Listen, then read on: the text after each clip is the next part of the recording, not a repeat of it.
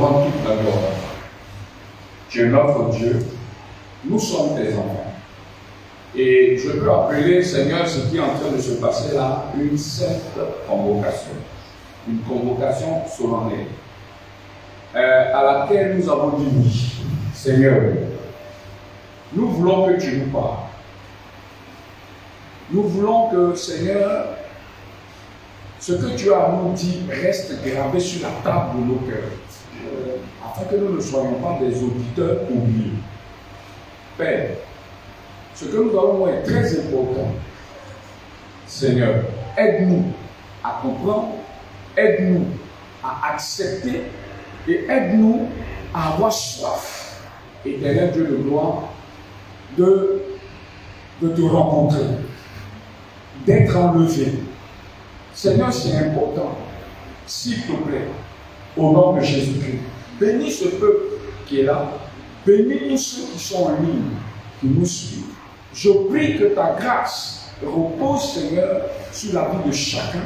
Au nom suprême de Jésus, nous disons Amen. Amen. Veuillez vous asseoir, acclamez le Seigneur et la Seigneur. Voilà. Que Dieu vous bénisse. Alors hier, on a essayé d'introduire prépare-toi à rencontrer ton Dieu ou bien prépare-toi à la rencontre de ton Dieu, comme tu veux. Alléluia.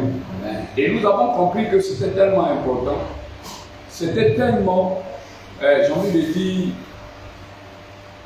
sérieux de comprendre que nous devons rencontrer Dieu. Et par conséquent, nous devions nous préparer à rencontrer Dieu. Nous avons vu un verset dans Exode, n'est-ce pas? Exode, le chapitre 19, le verset 11, que nous allons relire. Dans ce verset, que dit la Bible? Dieu voulait parler à Israël. Dieu, il voulait parler à Israël et il a demandé à Moïse de monter sur le mont Sinaï. Alléluia. Mais quelle est la recommandation que Dieu donne à Moïse pour le peuple? Nous lisons.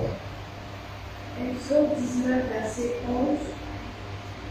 Qu'il soit prêt pour le 3e jour. La Bible dit, c'est Dieu qui parle à Moïse.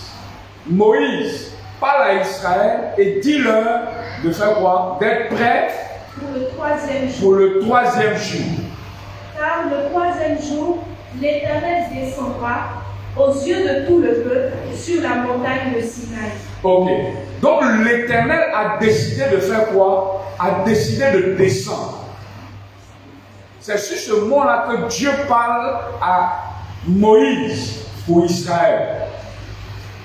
Mais Dieu voulait que Israël puisse entendre et voir ce qui allait se passer. Mais pour que Israël entende et voie, il devait se rapprocher de la montagne à une certaine distance. Mais Dieu va demander à Moïse de dire au peuple de s'apprêter. On ne se lève pas comme ça pour rencontrer Dieu. Alléluia. Même quand tu veux rencontrer une personnalité, il y a des dispositions que tu prends. Alléluia. À combien plus forte raison le Dieu créateur? Lis-moi le verset 14 du même chapitre. Moïse descendu de la montagne. Moïse est descendu de la montagne. Il sanctifia le peuple et ils lavèrent leurs vêtements. Alléluia. Je vous ai dit hier que le lavage de vêtements est synonyme de sanctification, de purification, de séparation d'avec tout ce qui peut t'empêcher d'être frappé. Parce que dans le contexte, Israël n'obéissait pas à ce que Dieu a dit à Moïse. Ils allaient être comment? Frappés. Parce que pour entrer dans la présence de Dieu, pour s'approcher de Dieu, penser rencontrer Dieu, il y a des dispositions à prendre. Alléluia. Amen. Oui, il y a une disposition à prendre pour que cela, j'ai envie de dire, soit. Dans l'ancienne alliance, c'était la mort. si ta disposition n'était pas correcte, si tu ne faisais pas, si tu ne te préparais pas comme Dieu l'a dit à Moïse, c'était la mort assurée. Alléluia. Alors, nous sommes en train de voir que nous devons nous préparer. Nous devons nous mettre dans les conditions nécessaires pour rencontrer Dieu. Pourquoi? Le verset, Le verset 14, Jean 14, verset 1 à 3, autant pour moi, Jean 14, verset 1 à 3, dit ceci. Lis s'il te plaît. Jean chapitre 14, verset 1 à 3. Oui. Que votre cœur ne se trouve pas. La Bible dit c'est Jésus qui parle. Et Jésus dit à ses disciples, cette parole est valable pour tous ceux qui m'écoutent cet après-midi, valable pour ceux qui sont en présentiel, comme pour ceux qui sont en ligne. Il était en train de parler effectivement à ses disciples. Mais aujourd'hui, cette parole est d'actualité. Si tel est que cette parole est d'actualité, Jésus est en train de te parler, Jésus est en train de me parler. Continue, il dit quoi? Que votre cœur ne se trouve point. Oui. Croyez en Dieu et croyez en moi. Croyez en Dieu et croyez en qui? En moi. Continue. Il y a plusieurs demeures dans la maison de mon Père. Oui. Si cela n'était pas, je vous l'aurais dit. Je vais vous préparer une place. Et lorsque je m'en serai allé et que je vous aurai préparé une place, je reviendrai et je vous prendrai avec moi, afin que là où je suis, vous y soyez aussi. Amen. La Bible est claire. Jésus, j'ai envie de dire, nous promet son retour. Il nous promet de revenir nous chercher. Mais avant, il va pour préparer la demeure de chacun de nous. Alléluia. Mais bon, peut-être une autre fois, on verra pour qui Jésus allait préparer ces demeures. Alléluia. Parce que j'ai envie de dire, ce n'est pas pour tout le monde. Ça aussi, pour que ce soit clair, ce n'est pas pour tout le monde. Alléluia. Mais je veux que tu sois parmi ceux qui vont, j'ai envie de dire, être logés par Jésus-Christ, si je peux ainsi m'exprimer. Alléluia. Mais ce qui nous concerne ce soir, c'est que Jésus a promis de revenir. C'est une certitude. Alléluia. Qu'on le veuille ou non, Jésus va faire quoi? Revenir. Et quand Jésus va revenir, que va-t-il se passer? Alléluia. Ça aussi, un autre jour, on verra. Ce qui nous concerne, c'est que Jésus va revenir. Comment être prêt? C'est ça qui nous intéresse ce soir, présentement. Comment s'apprêter? C'est la question que chacun, normalement, va se poser. Tu dis, le Seigneur nous demande de nous préparer à rencontrer notre Dieu. Mais comment? Ça, c'est possible comment? Et Dieu merci. Le Seigneur est bon. On va lire 2 versets. Et on va voir le premier comment. Ou bien, si tu veux, mais numéro 1. Alléluia. Attitude numéro 1 à avoir dans la préparation. Dans la préparation pour rencontrer le Seigneur. Il y a des attitudes. La première attitude, c'est laquelle? Alléluia. Amen. 1 Thessaloniciens 5, verset 17. Et après, on va lire Marc 13, 33. Vous qui êtes en ligne, vous pouvez mettre ça en commentaire. 1 Thessaloniciens 5, verset 17. Marc 13, verset 33. Nous allons lire ces 2 passages par la grâce de Dieu et nous allons continuer. Alléluia. Quelqu'un est là et me dit Amen. Amen. Alléluia. Amen. Que Dieu vous bénisse. Amen. Nous pouvons continuer. Allons-y, ma fille. 1 Thessaloniciens 5, verset 17. Ça, tout le monde connaît. Priez sans cesse. Voilà. Donc, la première disposition pour attendre le Seigneur, c'est quoi? Prier sans cesse. J'ai déjà enseigné ici sur la prière. Je reviens encore parce que c'est primordial. Pour pouvoir attendre, il faut prier. Ah oui. La prière nous met dans une disposition. La prière nous donne d'être toujours connectés à Dieu.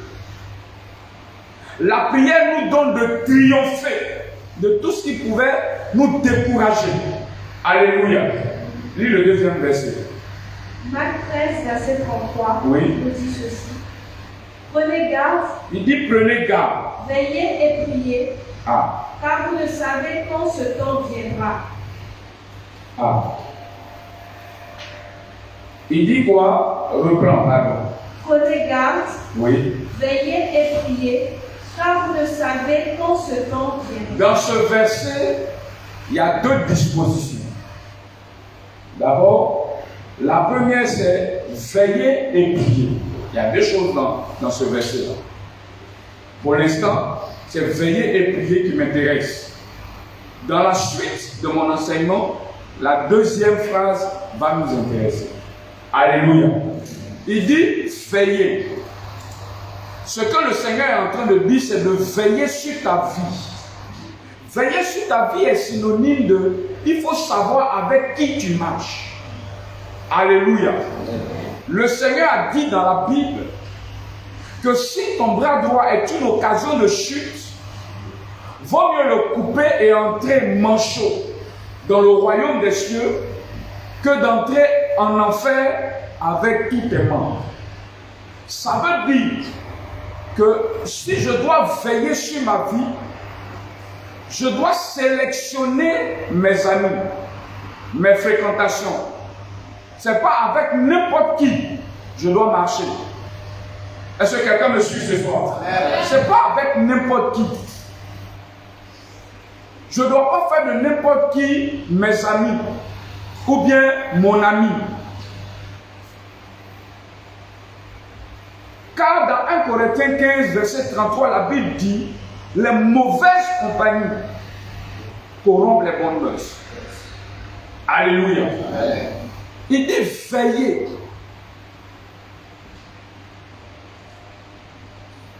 Parmi ceux que nous connaissons, qui ne sont pas forcément nos amis, mais qui sont peut-être des camarades, des connaissances, il y a des agents du diable, il y a des fils du diable. Alléluia. Leur mission, être utile entre les mains de Satan, entre les mains de l'ennemi, pour me freiner, pour m'empêcher d'être enlevé un jour, pour m'empêcher d'être agréable à Dieu, pour m'empêcher de vivre une vie chrétienne victorieuse. C'est pourquoi je dois veiller. Alléluia. Et il dit de prier. Parce que quand tu veilles, il faut que tu pries pour tenir ferme. Il y a des gens que le diable mandate, que les démons mandatent pour venir te distraire. Alléluia. Il faut te préparer dans la prière. Il faut être un homme de prière. Thessaloniciens dit de prier sans cesse. 1 Thessaloniciens 5, 17. Il faut prier toute occasion. En fait, tout ce que je vis est occasion de prière. Alléluia. Tout est occasion de prière. Et ça, nous le savons dans cette communauté. Tout est occasion de prière. On doit normalement avoir soif de prier. Alléluia. Aimer la prière. Parce que la prière nous met en contact direct avec Dieu le Père. La prière est le chemin. Vous savez, quand je prie, je parle à Dieu. Et Dieu me parle. Alléluia. Il n'y a pas un autre moyen de communication. Et c'est pendant que je suis un homme de prière, une femme de prière, que Dieu va me discipliner, que Dieu va m'orienter, que Dieu va me conduire. C'est là que j'aurai la force de ne pas faire certaines choses. Nous connaissons le pouvoir de la chair. Alléluia. En tout cas, dans cette communauté-là, ceux qui aiment écouter, ceux qui aiment lire la Bible, ceux qui ne sont pas des auditeurs oublieux, savent le pouvoir que la chair Alléluia. C'est pourquoi, quand on dit prier sans cesse, c'est normal. Je l'ai dit ici une fois, quand on ne prie pas, je vais dire par exemple, d'hier à aujourd'hui, j'ai fait une veillée de prière. Donc cette veillée de prière-là va me gérer jusqu'à la fin de la semaine. Ce n'est pas comme ça que ça marche. C'est tous les jours que nous prions. Alléluia. Tous les jours. Nous allons comprendre ça tout à l'heure. Alléluia. Donc la première des choses, c'est quoi? Prier. La prière. Nous sommes en train de nous préparer à rencontrer notre Jésus, notre Dieu. Et la première disposition que nous devons observer, c'est la prière. Vous qui notez, notez ça bien. Si on est en train de répéter ça, ça veut dire que c'est important puisqu'on dit que la répétition est quoi? Pédagogique. C'est très important. Il y en a à qui on répète ça, mais qui n'ont pas de vie de prière. Il y en a à qui on dit, on donne l'importance, on ouvre les yeux sur l'importance de la prière. Mais quand ils ont pu trop prier, c'est 15 minutes, c'est 20 minutes. Non, on est dans une affaire trop importante pour seulement prier 20 minutes. Non. La Bible dit en Ecclésiaste 3, verset 1, il y a un temps pour tout. Il y a des travailleurs qui m'écoutent. Alors on va se demander, mais attends, moi je travaille, est-ce que c'est tout le temps que je dois prier? Tu dois faire des prières. Alléluia. On peut prier en esprit. Je peux être au volant de mon véhicule et être en train de prier. Je peux être dans mon bureau et être en train de prier. Je ne dis pas que je dois abandonner le travail pour lequel on me paie pour dire je vais passer mon temps à prier. Non. Alléluia. Amen. Pendant qu'on travaille, on peut avoir 5 minutes de repos, on peut avoir 10 minutes de repos.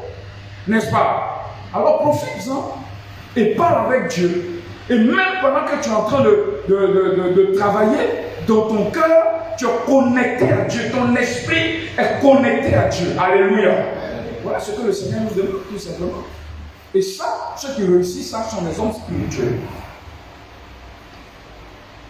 Nous prions pour que notre discernement soit aiguisé. Nous prions pour que notre foi augmente. Ne le faisons pas seulement quand nous nous retrouvons ici, pour peut-être 1 heure, 2 heures. C'est une affaire de tous les jours. Alléluia. Amen. Que Dieu soit béni. Amen. Deuxième chose, deuxième attitude à avoir. Pendant que nous nous préparons pour rencontrer notre Dieu. La deuxième attitude, c'est la lecture et l'étude des Saintes Écritures. Alléluia. Alors nous pouvons lire pour cela 2 Timothée 3, versets 16 à 17 et Josué 1, verset 8. Mettez ça en commentaire pour que nous suivons en ligne, s'il vous plaît. 2 Timothée 3, versets 16 à 17 et Josué 1, verset 8. 2 Timothée 3, verset 16 à 17. Toute écriture est inspirée. La Bible dit que toute écriture est inspirée de Dieu et utile pour enseigner, pour convaincre, pour corriger, pour instruire dans la justice. Alléluia. Dans toute écriture, il y a la parole de Dieu.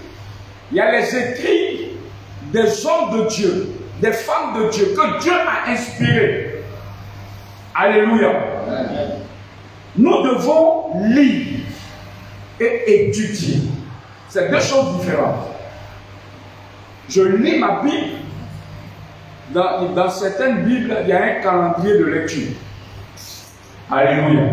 Je sais que peut-être ce n'est pas dans toutes les Bibles, mais dans certaines Bibles, il y a des calendriers de lecture qui te permettent de lire la Bible toute l'année, depuis janvier jusqu'en décembre. Alléluia. Et je dois lire, étudier pour chercher à comprendre. Alléluia. Qu'est-ce que Dieu dit? C'est très important.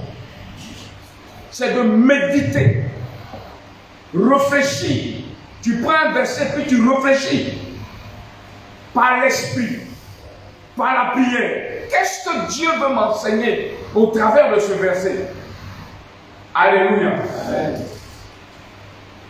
Par exemple, je vais prendre un verset que, par exemple, avec Dieu nous ferons des exploits. Voilà, c'est le psaume 60, verset 14. Quand tu prends, voici un verset que tu prends, et puis tu cherches à comprendre. Avec Dieu, nous ferons des exploits. Donc, je comprends que si je veux faire des exploits, je ne peux le faire sans Dieu. Alléluia. C'est ça, méditer. Et il y a des bibles d'études, il y a des concordances qui vont te donner de comprendre ce que le verset veut réellement dire. Alléluia. Nous sommes ainsi en train de nous préparer. Parce que nous vivons dans un monde compliqué. Dans un monde ténébreux. Dans un monde vendu à Satan. Vendu au diable. Qui a pour seul objectif détruire la race humaine. Qui a pour seul objectif amener le maximum des hommes créés à l'image de Dieu en enfer. C'est dans ce pays-là, dans ce monde-là que nous sommes. Nous avons besoin, puisque la Bible dit que toute écriture est inspirée par Dieu. Alléluia. Utile. Pour faire quoi? Pour enseigner, pour convaincre, pour corriger, pour instruire. Donc quand je lis la Bible, quand j'étudie la Bible me corrige. La Bible m'instruit. Alléluia. Elle fait quoi encore? Elle m'enseigne. Comment me tenir? Comment me comporter? C'est pourquoi si tu es chrétien, tu ne passes ton temps qu'à prier. Sans lire et étudier la Bible, tu es, j'ai envie de dire, tu es déséquilibré. Ce qui nous équilibre, ce qui nous donne l'équilibre, c'est la prière, la lecture et l'étude de la parole de Dieu. Alléluia. Quand nous nous adonnons à ça, nous sommes des chrétiens équilibrés. La prière seule ne suffit pas. La lecture et l'étude de la parole de Dieu seule ne suffisent pas. Alléluia. Nous devons être des hommes de prière. Un homme de prière est toujours en alerte. Il y a quelque chose, il ne va pas pour trop parler. Quand il va, il cherche à comprendre, ça devient un sujet de prière. Alléluia. Alléluia. Amen. Si tu comprenais combien de fois tu étais l'ennemi de Satan. Je viens vous dire ce soir que le diable est puissant. Mais ce qui me réjouit, c'est que Dieu est tout puissant. Alléluia. Donc si tu ne prends pas Dieu au sérieux, tu ne pourras rien contre Satan. Si tu n'as pas de vie de prière et tu ne lis pas, n'étudie pas la parole de Dieu, tu seras vulnérable. Alléluia. Amen. Deux choses très importantes. On va continuer. Parce qu'il y a quand même beaucoup de choses à dire. La troisième attitude que j'ai, alléluia, c'est me repentir. Très souvent, quand je me donne à Jésus, je me repens. Souvent même, on va me donner un texte à confesser. Alléluia. Mais pendant que je vis, il peut arriver que je chute. Il peut arriver, vous savez, il y a des péchés qu'on appelle des péchés par ignorance. Je suis en train de faire quelque chose, j'ignore que c'est un péché. Ça peut arriver, et ça peut arriver à tout le monde. Mais quand nous sommes des enfants de Dieu, remplis de Dieu, Dieu nous aimant, nous faisons grâce. Lors d'une prédication, l'orateur peut peut-être parler de ce que je fais. Et par l'Esprit de Dieu va dire, si tu fais ça, c'est pas bon, il faut abandonner. Dieu vient de me parler, oui ou non? Oui. Dieu vient de me parler. Alors, si Dieu vient de me parler, cette attitude de repentance va me donner de changer de voie. Alléluia. Parce que c'est ça la repentance. Amen. Lis-moi Apocalypse 3, verset 3, et puis Proverbe 28, verset 13.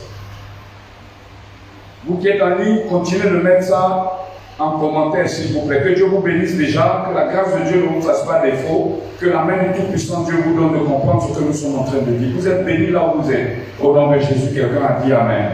Mets en commentaire Amen. Apocalypse 3, verset 3. Proverbe 28, verset 13. D'accord, allons-y. Rappelle-toi donc comment tu as reçu et entendu, et garde et réponds-toi. Si tu ne veilles pas, je viendrai comme un voleur, et tu ne sauras pas à quelle heure je viendrai sur toi. Alléluia. Il faut positionner Proverbe 28, verset 13. Voilà ce que le Seigneur nous dit. Nous devons veiller. Dès que je sais que je suis en train de vivre, j'ai un comportement, et la parole de Dieu me dit que ce que je suis en train de faire est mauvais. Automatiquement, je me répands. Je demande pardon au Seigneur et je décide. Je prends la résolution de faire quoi? D'abandonner. Lis-moi Proverbe 28, verset 13. Celui qui cache ses transgressions. La Bible dit que celui qui cache son péché, celui qui cache ce qu'il fait, celui qui cache ses manquements, ne prospère point. Mais celui qui les avoue et les délaisse. La Bible dit celui qui les avoue et les délaisse. Parce qu'il ne s'agit pas de les avouer seulement, il s'agit d'avouer et de délaisser. Seigneur, oui, j'ai compris que ça, c'est un péché. Je m'en répands, mais donne-moi la force parce qu'à partir d'aujourd'hui, je prends la décision de faire quoi? D'abandonner. Tu es avec une femme, ce n'est pas ta femme, et pendant qu'un prédicateur est en train de, par l'Esprit de Dieu, donner un message, et dans le message, il te dit que de telles personnes n'iront pas au ciel. Très souvent, on dit, vous êtes en train de nous juger. Mais déjà, je veux dire que la Bible dit, les hommes spirituels jugent de tout. Alléluia. Mais il faut voir Dieu qui est en train de te parler parce qu'il t'aime. Tu commets l'adultère, ou alors ton cœur est en train de vouloir commettre l'adultère. Parce qu'en fait, commettre l'adultère ou bien commettre, je ne sais pas, un quelconque péché, commence d'abord dans le cœur. Ce que nous faisons n'est que la conclusion ou alors la finalité de ce qui s'est passé dans nos cœurs. Alléluia. Amen. Et donc, dès que le Seigneur te dit ça, la position d'humilité, c'est te mettre à genoux. Seigneur, vraiment, je me répands. Je ne savais pas que c'était un péché. Il y a ça, et puis il y a ce que tu sais aussi. Alléluia. Ah oui, souvent on est conscient de ce qu'on est en train de faire. On sait que ce qu'on est en train de faire là, Dieu n'aime pas. On prêche chaud, on prêche. Mais il peut y avoir un jour où tu vas dire, Seigneur, vraiment, si tu reviens dessus, ça veut dire que je dois abandonner. Donne-moi la force d'abandonner. Vous savez, pour que le Seigneur t'aide, il faut d'abord que tu veuilles. C'est pourquoi on dit celui qui veut, il peut. La volonté vient avoir la capacité de faire. C'est parce que j'ai envie de faire que je demande à Dieu, parce que j'ai envie de faire, va me donner des dispositions. Et c'est dans cette disposition-là que Dieu va m'aider. Donc ce que je suis en train de dire ce soir, l'enseignement que je donne ce soir, c'est une affaire de si tu veux vraiment être prêt, tu dois te conformer à ce que nous sommes en train de dire. Alléluia. Nous sommes à la quelle disposition? À la troisième. Et nous parlons de quoi? Repentance. La repentance, ce n'est pas une affaire de confession. Confession, c'est dire. Repentance, c'est changer. C'est-à-dire, j'accepte de changer. Quand je confesse, Seigneur, voilà ce que j'ai fait. Je suis en train de confesser. Mais quand tu dis, Seigneur, je prends la résolution de quitter la mauvaise voie pour prendre une autre voie, c'est ça la repentance. C'est abandonner l'ancien chemin pour prendre le nouveau. Quelqu'un dit Amen. Amen. Alléluia. Amen. J'espère que vous êtes bénis ce soir. Amen. La quatrième disposition, c'est grandir dans la foi. Avoir soif de grandir dans la foi. Désirer grandir dans la foi. Alléluia. Est-ce qu'il y a des gens qui m'écoutent? Alléluia. Éphésiens 4, nous lirons les versets 11 à 15. Éphésiens 4, versets 11 à 15. Ah Seigneur, fais-nous du bien s'il te plaît. Tu es notre Père, tu es notre Dieu. Moraka Shakita Brayandasi. 11.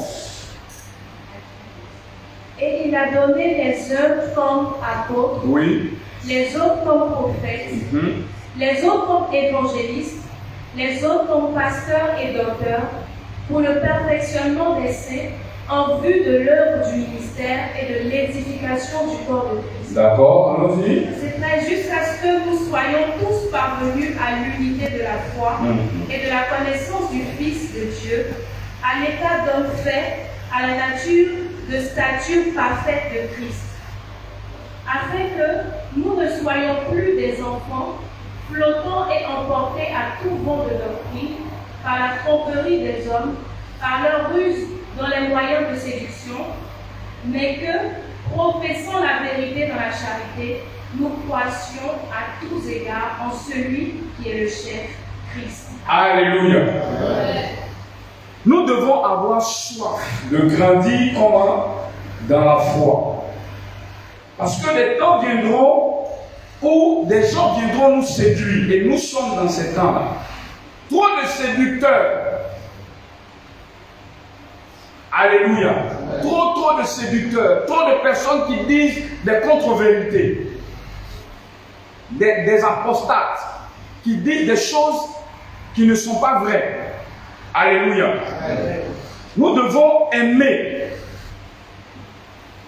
grandir dans la foi, être des hommes faits.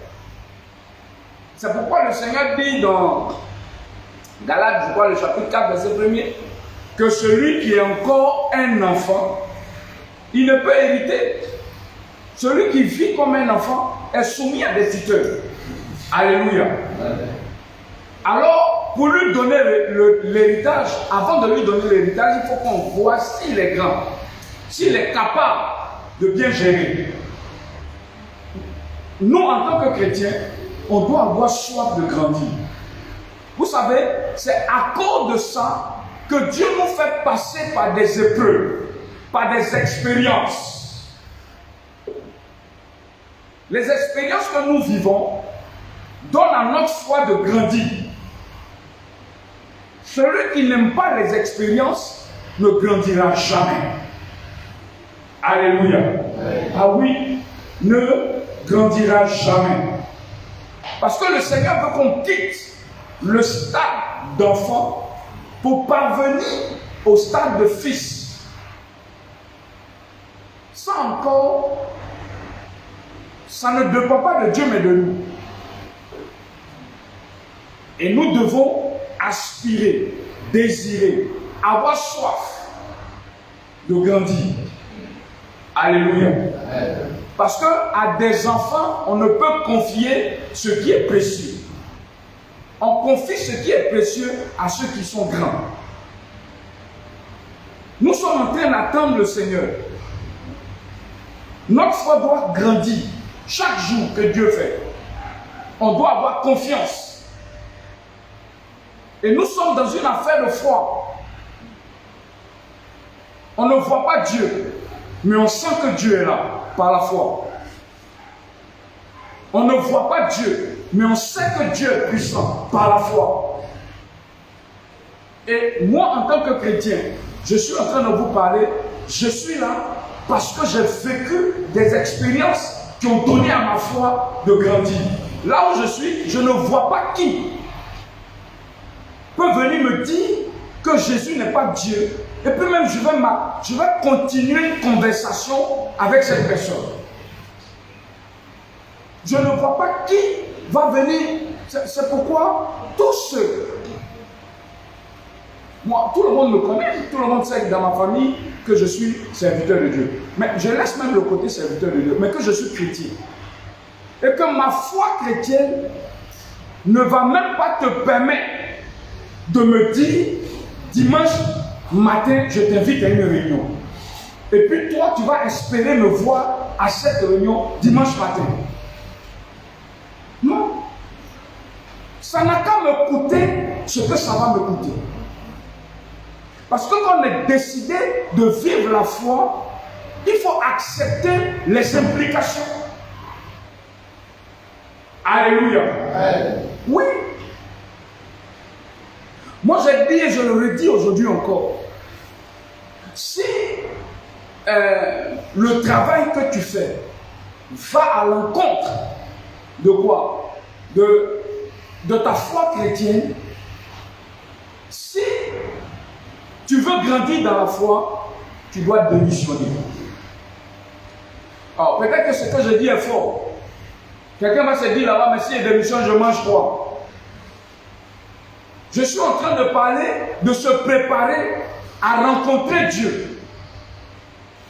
Alléluia. Amen. Il n'y a pas de compromis. Soit je suis chrétien, soit je ne le suis pas. Je suis dans une boîte où, quand je regarde même, Dieu me convainc que ce qu'on est en train de faire là, lui, ça ne lui plaît pas. Et moi, je suis enfant de Dieu. Je continue d'être dans cette boîte. Non. Non. Voilà ce que vous faites va à l'encontre de mes valeurs en tant que chrétien, donc je ne peux plus continuer. Quand tu es chrétien, il faut être prêt à ça. Si tu n'es pas prêt à ça, alors la question que je me pose, c'est quand Jésus va venir, est-ce que toi, tu seras parmi ceux qui seront enlevés? Ça veut dire que tu n'es pas prêt. Alléluia. Nous allons continuer.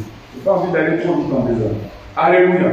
Et donc comprenez que nous devons, notre foi, tout le monde doit savoir que nous sommes chrétiens. Il y en a même qui ont honte de prendre leur Bible et de se... Il y en a qui ont honte de dire que je suis chrétien. Il y en a qui ont honte de démontrer leur vie chrétienne. Eux, ils ne sont chrétiens que quand ils entrent dans un temps comme le nôtre. C'est là qu'eux, ils sont chrétiens. Alléluia. Non. Non. Ma foi, tout le monde doit respecter ma foi. On doit pouvoir dire non, le monsieur là, si tu veux le voir, voilà tel jour, tu pourras le voir. Si tu vas dimanche matin, tu ne le verras jamais.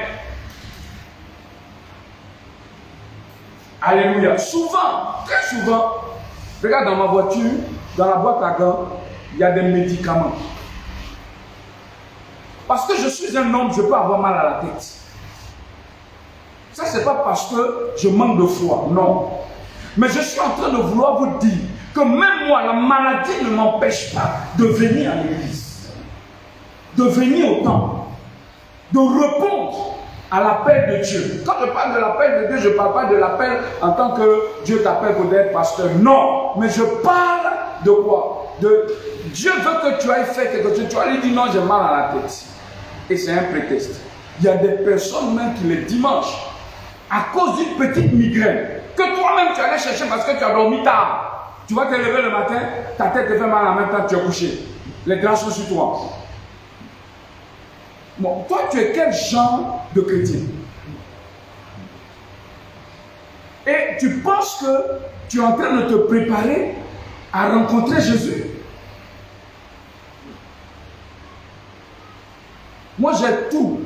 J'ai Imodium. Quand je sens que mon ventre tourne, j'avale. On s'en va à l'église. Ça ne peut pas me dire non, aujourd'hui là, tu ne peux pas faire ceci. Non!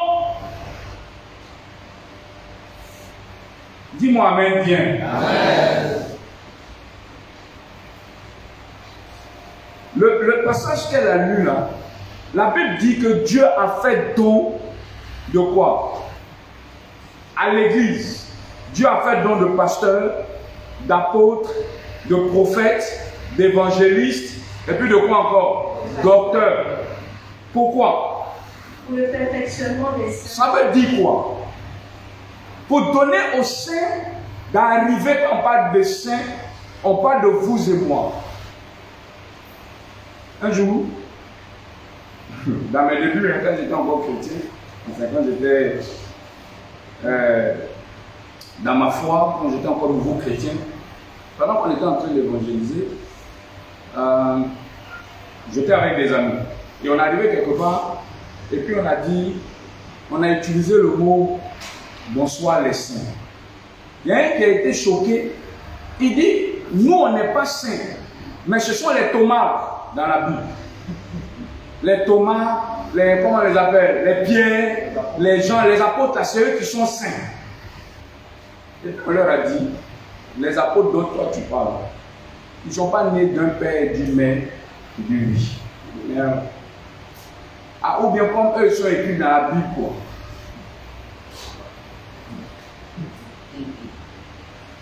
Donc eux ils sont saints, mais toi tu n'es pas saint. Lui qu'on appelle Saint-Pierre, il a eu peur. Il a renié Jésus. Et il a dit, il ne le connaissait pas. Après, il s'est repenti. On est saint parce que le sang de Jésus nous a purifiés. Alléluia. Donc vous êtes des saints, nous sommes des saints.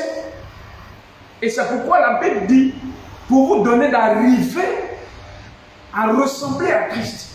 Raison pour laquelle à l'Église, qui est l'ensemble des chrétiens, l'ensemble de tous ceux qui ont tourné le dos au monde pour accepter Jésus, Dieu leur a donné les apôtres, les prophètes, les évangélistes, les pasteurs et les enseignants pour les former, pour leur donner d'être aptes, d'être prêts pour le retour de Jésus. Et c'est ce que nous faisons.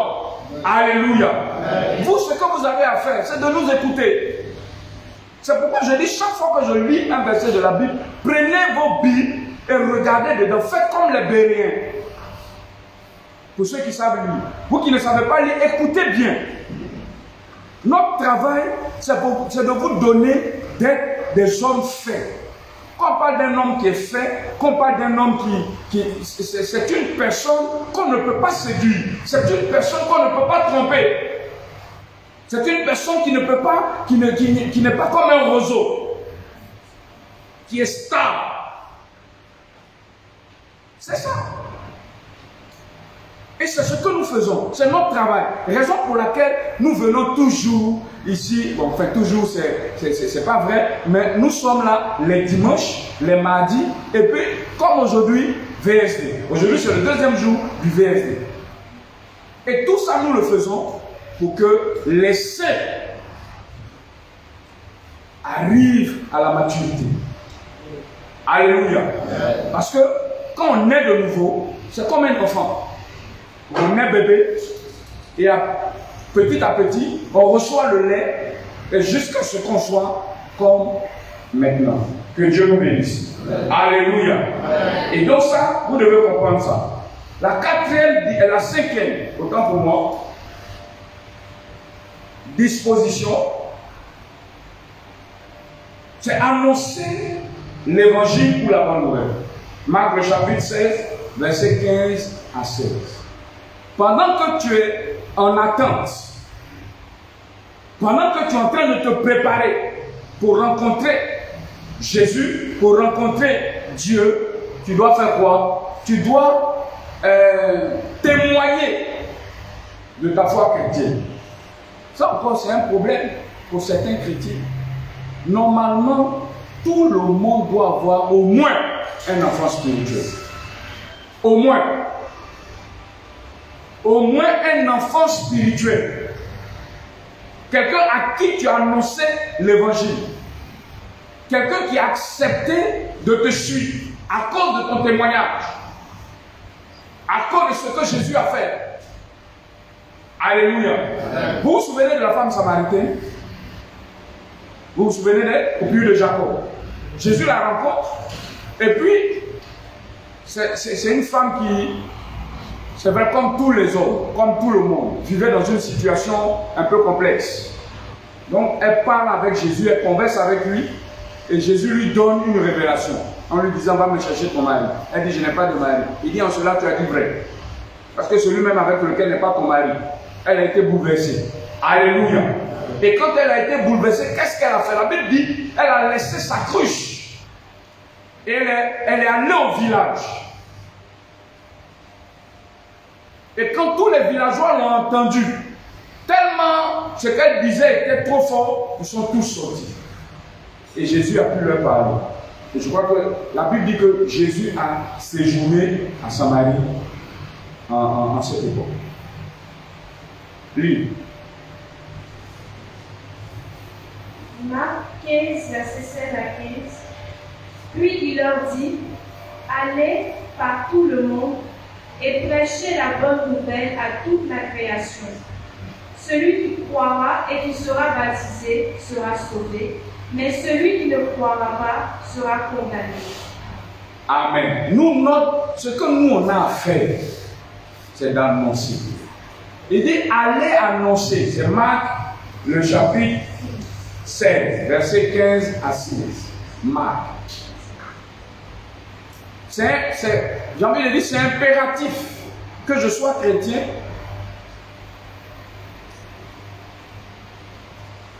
Je dois annoncer l'évangile, c'est impératif. Alléluia. Allez parler de ce que Jésus a fait pour moi. Allez dire à qui veut m'entendre. Qui est Jésus? Quand on l'accepte, qu'est-ce que Jésus fait dans nos vies? Nous devons être des témoins. Pendant que tu es en train de faire ça, la Bible dit que tu te prépares à rencontrer le Seigneur.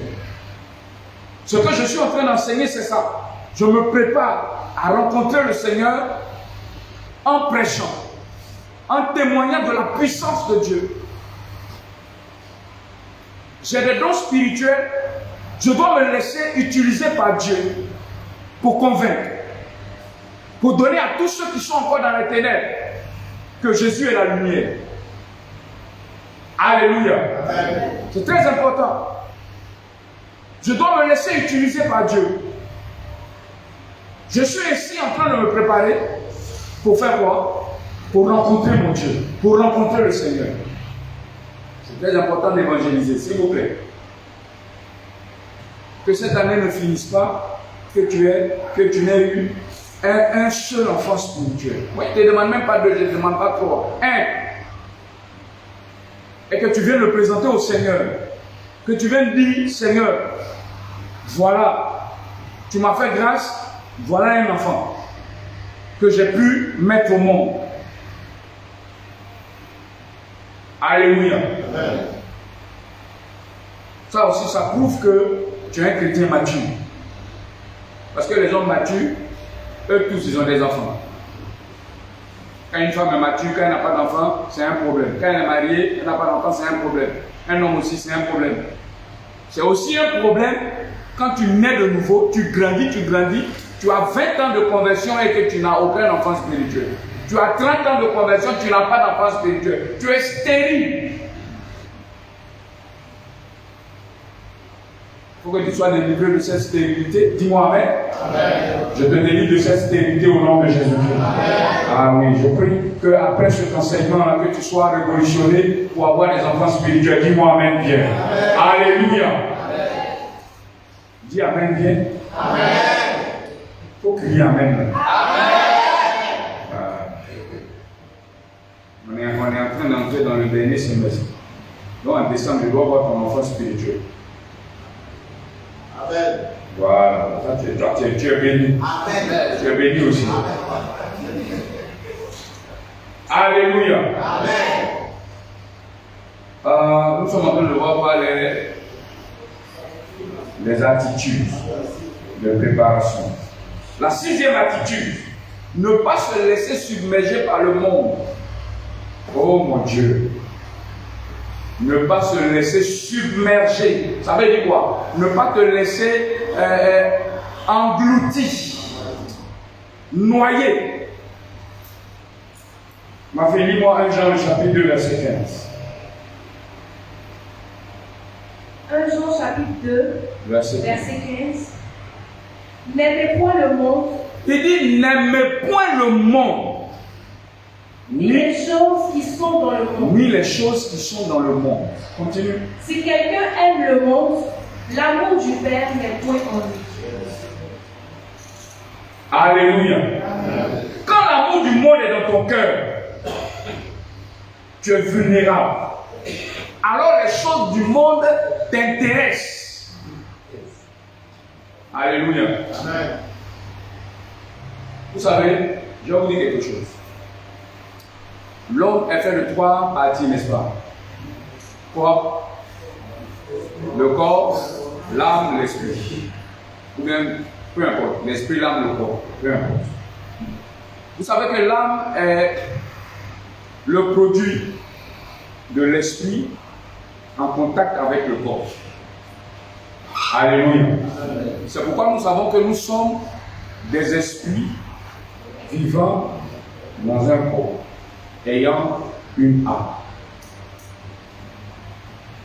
Quand l'homme meurt, le corps retourne à la terre, l'esprit à Dieu, et c'est l'âme qui est jugée. Vous savez ces choses? C'est pourquoi la Bible a dit, c'est l'âme qui pêche.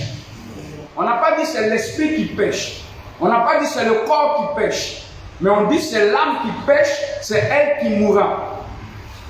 Quand on se convertit, nous devons donner accès à notre esprit d'être connecté à Dieu, recevoir. Vous savez, quand notre esprit est connecté à Dieu, l'esprit envoie des informations à l'âme et le corps exécute. Quand une personne est soi-disant chrétienne et que son esprit n'est pas connecté à Dieu, tout ce qu'il fait, tout ce que son corps, j'ai envie de dire, produit, est le fruit de son âme. Alléluia. Amen. Raison pour laquelle, en tant que chrétien, nous devons élever notre esprit pour que l'esprit soit connecté à Dieu.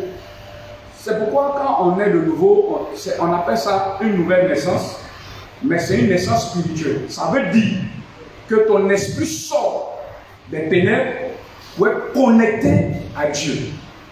Alléluia. Amen. Et chaque fois que tu donnes l'opportunité à ton esprit d'être connecté à Dieu, ton âme reçoit les informations, ton corps exécute, alors tu peux prier. Alors tu peux t'éloigner du péché. Tu peux t'éloigner de la masturbation. Tu peux t'éloigner de tout. Parce que le corps n'est qu'un exécutant.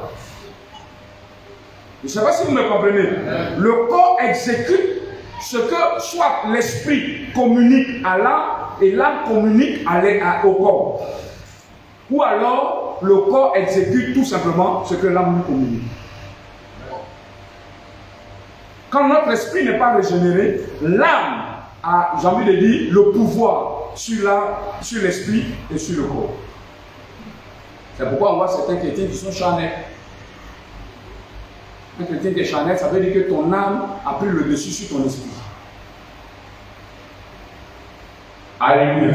Amen. Parce que tout ce que nous sommes, tout ce que nous pouvons citer dans comment on appelle ça, je crois que c'est dans Galates, où on parle de l'excès de table et tout, ça, j'ai envie de dire, c'est l'âme qui s'affectionne de ces choses-là, ou bien à ces choses-là. Alléluia.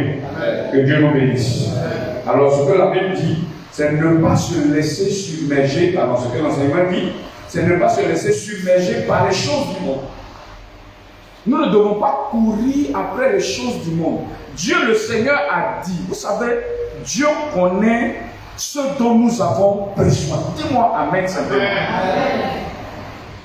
C'est pourquoi il dit dans Matthieu 6, 33, cherchez d'abord le royaume des cieux et sa justice. Ne courez pas après les choses du monde. Dieu sait que vous avez besoin d'argent. Dieu sait que vous avez besoin même de voitures pour vous déplacer. Dieu sait que vous avez besoin d'une maison pour comment on appelle ça, comme logis. Dieu sait que vous avez besoin de, je ne sais pas, tout Dieu. Attends. Dieu est celui qui nous a créés. Vas-tu nous laisser mourir de faim?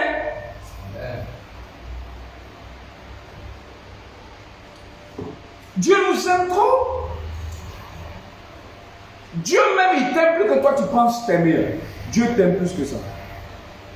C'est lui qui t'a créé. Laisse Dieu te conduire. Laisse Dieu conduire ta vie. Laisse les choses du monde.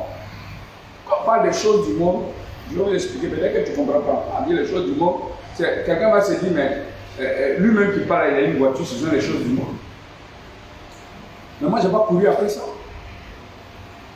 Ou bien, ce que je suis en train de dire, mais ce que le Seigneur est en train de dire, c'est que toi, tu ne vis que pour les choses de la terre. C'est ça. Les choses de la terre. Tu as un téléphone qui fonctionne bien. Ton téléphone fonctionne bien. Est-ce que vous me suivez? Je suis en train de vous donner des exemples. Comme vous êtes peut-être c'est flou dans votre tête. Ton téléphone fonctionne bien. Et puis, c'est par exemple, bon, c'est iPhone, on connaît. Tu as iPhone 12 Pro Max. Je ne sais pas si ça existe, non? Voilà. Et donc, ça marche. Quand on t'appelle, tu réponds. Ça ne plante pas. Mais 14 est sorti. Et ton camarade a 14. Toi, si tu veux faire quoi? Avoir 14. Voilà les choses du monde. Ça va te pousser à faire quoi? À chercher l'argent. Mais comment? De la mauvaise façon. De la mauvaise manière. Et même si c'était de la bonne manière, est-ce que le téléphone que tu as est mauvais? Est-ce que le téléphone que tu as est en panne? Pourquoi vas-tu chercher à priver peut-être tes enfants? Parce que si nous tous on voulait faire ça, nos enfants qui m'écoutent ce soir, on allait faire, moi mon téléphone, je l'ai il y a 2 ans. Celui-là, je l'ai il y a peut-être 3 ans. J'ai les moyens de changer. Ou bien, je peux dire ça a trop duré. Mais quand les choses du monde nous poussent, le téléphone, on dit non, si ça dure trop, bon, ça peut te laisser en chemin. Ça n'a qu'à me laisser d'abord. Alléluia. Voilà toi, ça ne m'a pas laissé. Il y a de nouveaux téléphones, même qu'on fait aujourd'hui, là même, qui se plantent. Alléluia. Les choses du monde, c'est ça. Actuellement, là, c'est affaire de voiture. Ouais, si tu n'es pas fort, tu risques d'être un braqueur. Et puis tu vas aller en enfer pour rien. Si tu n'es pas fort, tu risques de faire des choses qui ne sont pas vraiment agréables. Parce que quand tu... Seigneur, il faut nous faire grâce seulement, Père. Fais-nous grâce. Que les choses du monde ne prennent pas nos cœurs. Dites Amen avec moi. Et répète avec moi que les choses du monde ne prennent pas mon cœur. Seigneur, je refuse que les choses du monde me submergent. Au nom de Jésus.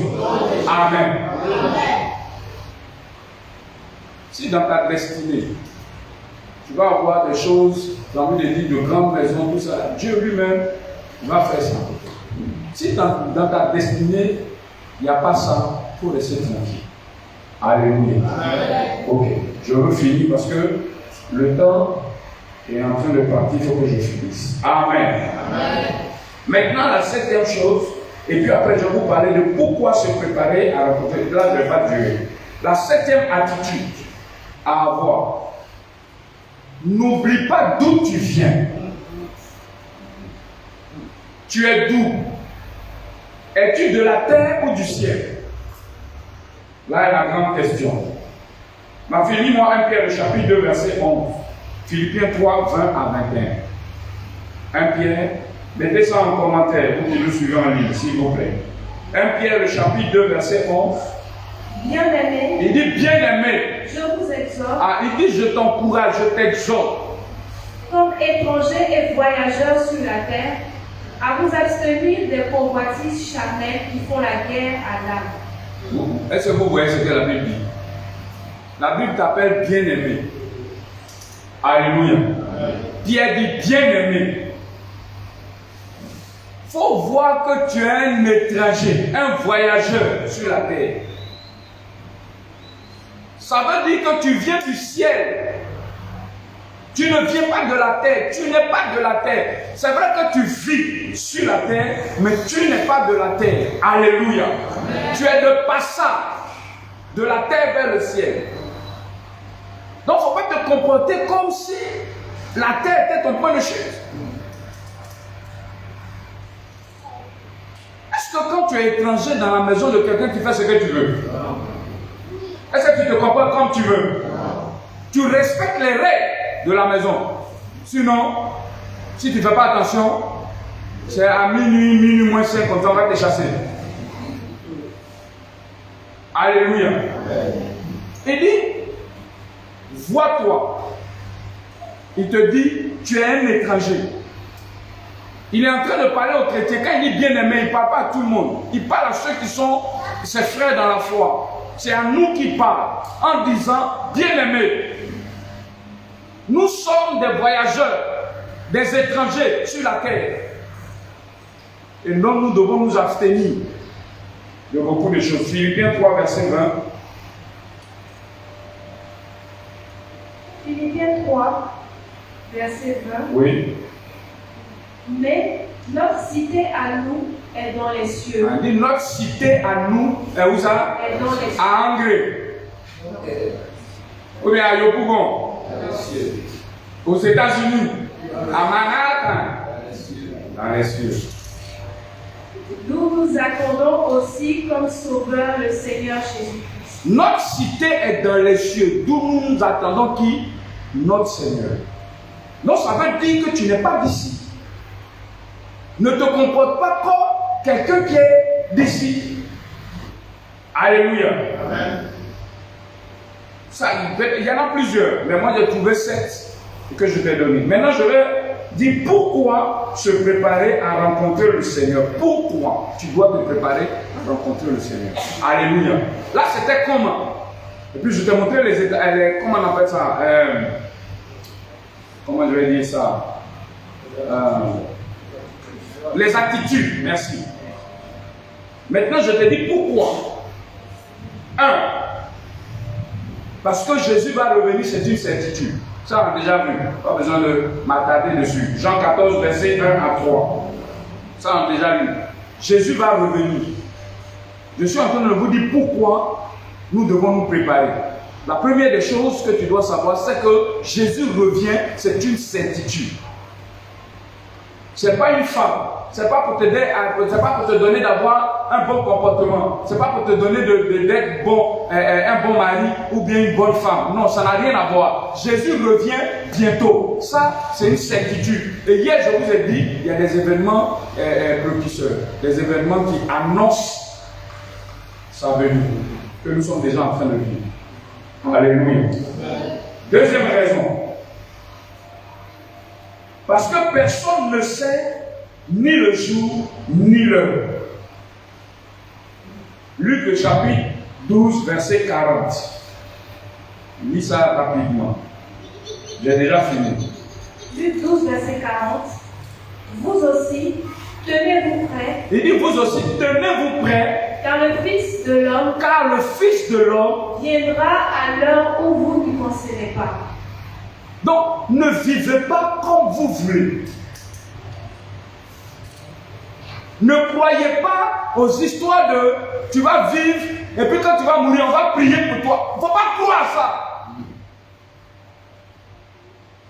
Le Seigneur dit, il est réservé à un homme de mourir une fois. Après quoi vient le jugement. Alléluia. Dis-moi Amen bien. Amen. Personne ne sait ni le jour, ni l'heure, mais le Maître arrive. Jésus-Christ de Nazareth. Donc je dois être prêt tous les jours. Même ce soir, avant de dormir, il faut que je m'apprête. Tous les jours, je dois m'apprêter tous les jours que Dieu fait. Je dois être prêt. Parce que je ne suis pas maître du souffle qui est en moi. Je peux partir d'un moment à l'autre. Il faut que je sois prêt. Il y a des gens qui vivent comme si ils connaissaient l'heure de la venue de Christ. Comme s'ils connaissaient le jour. Ils vivent n'importe comment. Ils se comportent n'importe comment. Ils oublient que personne ne sait ni le jour ni l'heure. Mais Jésus reviendra certainement. Alléluia. Amen. Bon, il y a comment on appelle ça, Matthieu 25, verset 1 à 13, qui parle de 5 vierges sages et 5 vierges folles. Vous vous souvenez, la parabole des 10 vierges. Alléluia. Amen. La Bible dit que c'est une parabole que Jésus a donnée. Parmi les 10 vierges, il y a 5 qui étaient sages et 5 étaient folles. On leur a dit, l'époux va arriver, vous allez aller à sa rencontre.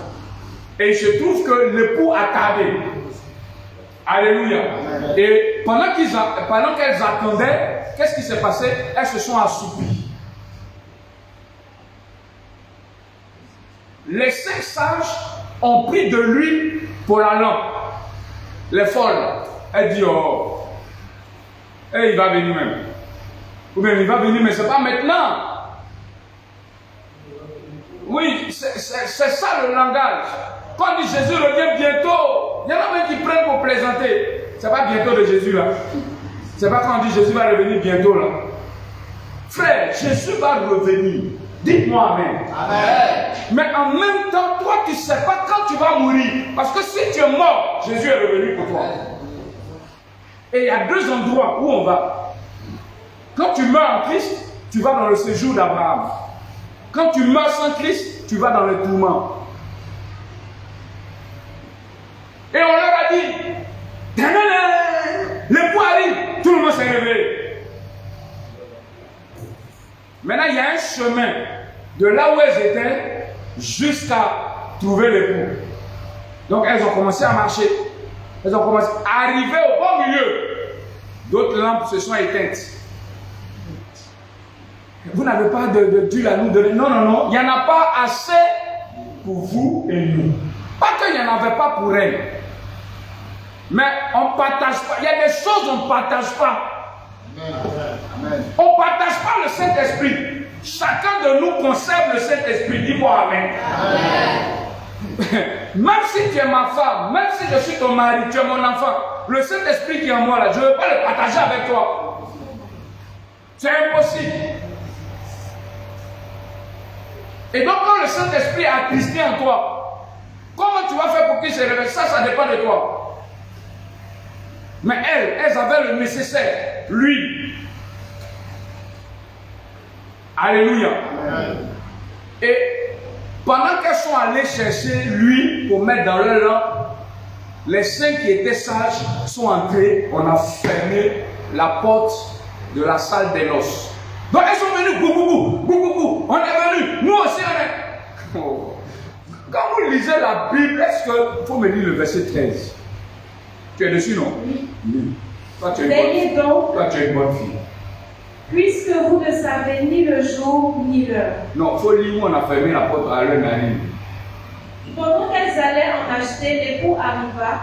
Celles qui étaient prêtes entrèrent avec lui. On dit celles qui étaient prêtes. Entrèrent avec lui dans la salle des noces. Attends, ma fille. Les 5 vierges et sages, c'est l'image des chrétiens qui seront prêts quand Jésus va venir. Amen. Alléluia. Amen. Et c'est des personnes qui ont conservé lui. Elles ne se sont pas dispersées, elles n'ont pas dit, dans tous les cas, nous on ne sait pas quand le monsieur là va venir. On pas des malades depuis là, on ne voit pas. Donc moi, je me comporte comme je veux. Et qu'est-ce qui s'est passé? Plus tard, les autres vierges vinrent et dirent, Seigneur, Seigneur. Seigneur, Seigneur. Ouvre-nous. Ouvre-nous. Mais il répondit, je vous le dis en vérité, je ne vous connais pas. Aïe, comment tu ne les connais pas? Comment? Il ne les connaît pas parce qu'elles ne sont pas entrées. C'est celles qui sont entrées qu'il connaît. Et celles qui sont entrées, c'est l'image des chrétiens qui ont gardé la foi, qui ont gardé le dépôt de Christ, qui ont gardé la foi, qui ont gardé cette, comment je vais dire ça, comment on dit ça, cette espérance. Elles ont toutes dormi. Il y a des moments où tout est difficile.